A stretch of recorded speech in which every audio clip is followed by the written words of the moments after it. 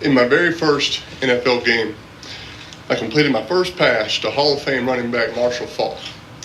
I threw a touchdown in that same game to Marvin Harrison, who will be inducted into the Hall of Fame this August. The quarterback for our opponent, the Miami Dolphins, was, after my dad, my favorite player, Hall of Famer Dan Marino, who on the first third down of the game completed a 25-yard skinny post, and it was the damnedest throw I'd ever seen. Later, I completed the pass to tight end Marcus Pollard down the middle, and somebody hit me really hard, and after I got up, I told myself, I know I can play in this league. Later in that struggling season, we played in and lost to Baltimore. It was the first time that the Colts had returned to Baltimore since they had moved back in 1984. We didn't exactly get a warm reception that day. Fans were screaming at me, and I kept thinking, hey, I was only 8 years old then. Get off of my back. I had met him once before, but when the game was over, I had a chance to shake Johnny Unitas' hand. He told me, Peyton, you stay at it. I'm pulling for you. Well, I have stayed at it. I've stayed at it for 18 years. And I hope that old number 19 is up there with his flat top and maybe his black high tops on. And I hope he knows that I have stayed at it, and maybe he's even a little proud of me. There's just something about 18 years. 18 is a good number. And today I retire from pro football. I want to thank the people of New Orleans and South Louisiana. New Orleans is my hometown. And of course, they support their own team, the Saints, but they also support their own. And that city and state have backed me from the start. Almost 19 years ago to the day, I announced my decision to forego the draft and stay at the University of Tennessee for my senior year. It was one of the smartest decisions I've ever made. I cherished my time in Knoxville, especially my senior year. And I want ball fans everywhere to know the unique role that you've played in my life. Thank you to the Indianapolis Colts organization and all the fans across this country.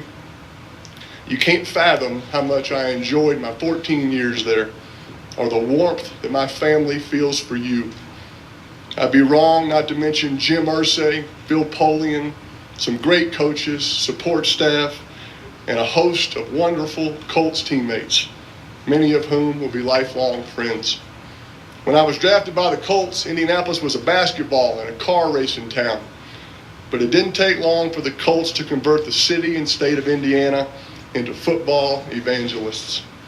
We ended my rookie season 3-13, and in the process I set the NFL rookie record for interceptions, a record that I still hold today. Every year I pull for a rookie quarterback to break that record. Andrew Luck, Matthew Stafford, Eli Manning, Cam Newton. I still kid Eli that he would have broken it if he had started all 16 games. In the beginning of my time in Indy, the team's struggles were agonizing.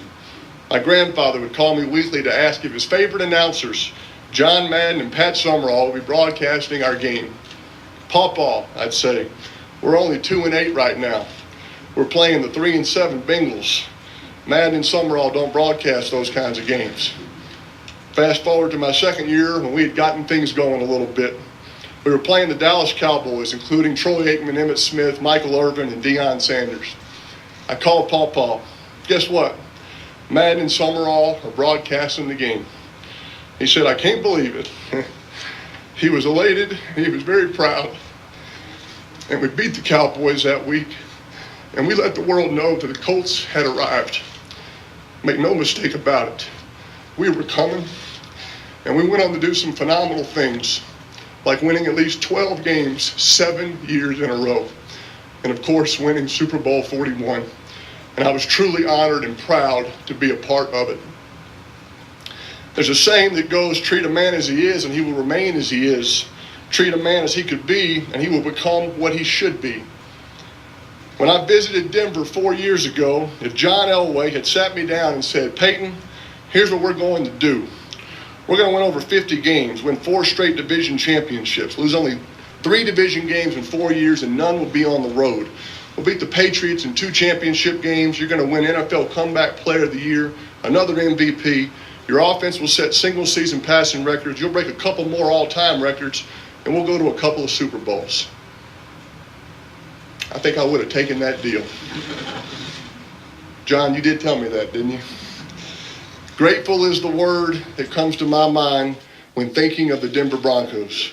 I want to thank Pat Bowlen and his family, Joe Ellis, John Elway, John Fox, Gary Kubiak, and their staffs and all the support people in this great organization. To all of my Denver teammates, thank you for what you've done for this old quarterback. And of course, my gratitude to the Broncos fans everywhere. Over my NFL career, I've had 5 head coaches who helped me become better at my craft and helped me become a better human being. Jim Mora, Tony Dungy, Jim Caldwell, John Fox, Gary Kubiak. While I've obviously changed teams, I've had the same football representation for almost 2 decades. I owe Tom Condon many thanks.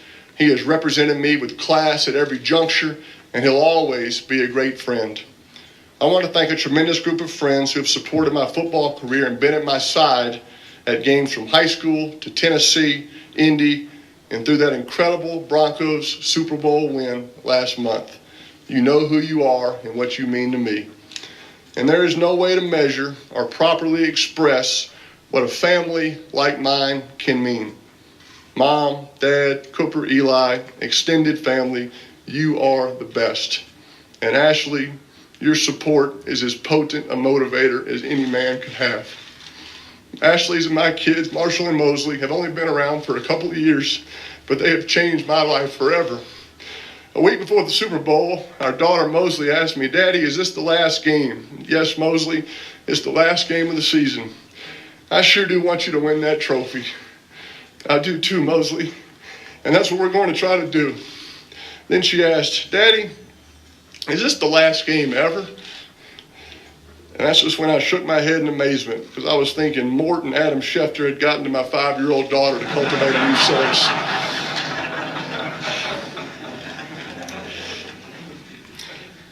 When someone thoroughly exhausts an experience, they can't help but revere it. I revere football. I love the game. So you don't have to wonder if I'll miss it. Absolutely, absolutely, I will. Our children are small now, but as they grow up, we're going to teach them to enjoy the little things in life, because one day they'll look back and discover that those really were the big things. So here are the seemingly little things that when I look into my rearview mirror have grown much bigger. I'm going to miss a steak dinner at St. Elmo's in Indianapolis after a win. My battles with players named Lynch, Lewis, Thomas, Bruschi, Fletcher, Dawkins, Sayal, Urlacher, Palomalu, Harrison, Woodson, and Reed. And with coaches like Fisher, Ryan, Belichick, Kiffin, Phillips, Rivera, LeBeau, Cornell, Capers, Lewis, the late Jim Johnson, and so many more. I always felt like I was kind of playing against that middle linebacker or that safety or that defensive coach. I'll miss figuring out blitzes with Jeff Saturday, Reggie sitting on top of the bench next to me, and perfecting a fake handoff to Edgerrin James. I'll miss Demaryius Thomas telling me that he loved me and thanking me for coming to Denver after every touchdown I threw to him. I'll miss putting in a play with Tom Moore and Adam Gase that ends in a touchdown on Sunday. On Fridays, I'll miss picking out the game balls with my equipment guys.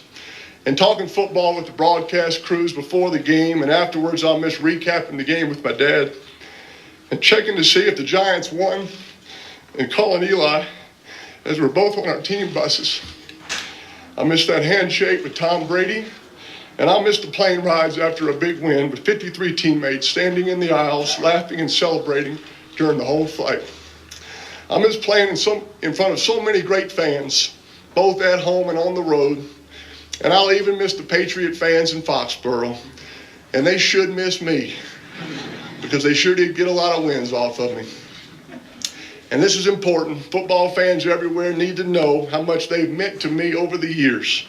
Fans, you are at the core of what makes this game remarkable. I've received more letters from you than I can count.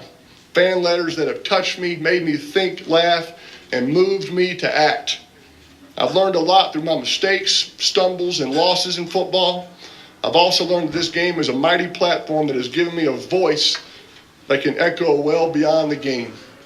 Football has taught me not to be led by obstructions and setbacks, but instead to be led by dreams. Due to some good genes, I'm smart enough to know that those lessons can enrich who I am and where I go from here. I'm totally convinced that the end of my football career is just the beginning of something I haven't even discovered yet.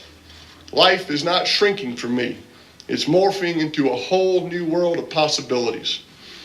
Pundits will speculate that my effort and drive over the past 18 years were about mastery and about working to master every aspect of the NFL game. Well, don't believe them, because every moment, every drop of sweat, every bleary-eyed night of preparation, every note I took, and every frame of film I watched was about one thing: reverence for this game. When I look back on my NFL career, I'll know without a doubt that I gave everything I had to help my teams walk away with a win. There were other players who were more talented, but there was no one who could out-prepare me. And because of that, I have no regrets. There's a scripture reading, 2 Timothy 4:7. I have fought the good fight, and I have finished the race. I have kept the faith.